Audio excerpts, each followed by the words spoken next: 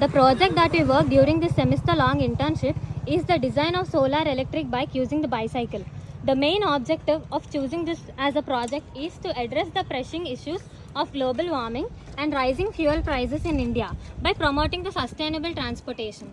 The solar bike utilizes the renewable energy from the sun to power the motor. So this is a real-time working model. We use solar assist methodology to build this project.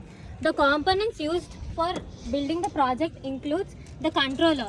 It is acting as the main heart of the project. Next one is the PMDC motor, which is of rating 24 volts, 250 watts and 3000 RPM. Next comes the lithium ion battery of rating 24 volts, 10 amps and 10 ampere hour. Solar panel we used in this project is a polycrystalline type, which is of rating 60 watts. Solar panel, we use the boost converter to give it is integrating between the solar panel and the battery. So here are the connections. So when we connect this boost converter to the controller, the light will be on and it is used to step up the voltage coming from the solar panels.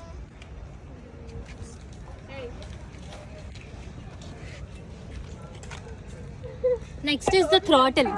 So when the throttle is accelerated and it is given to the controller will give the input to the motor to adjust the voltage ratings.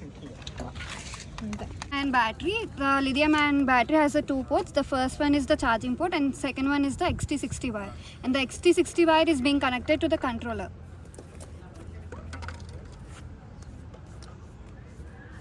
And the throttle is being connected to this. This is a power block. This is the power lock and it is connected to the controller. And this This is the brake. brake. So these are the connections and the This is the motor connection is given from the controller to the motor.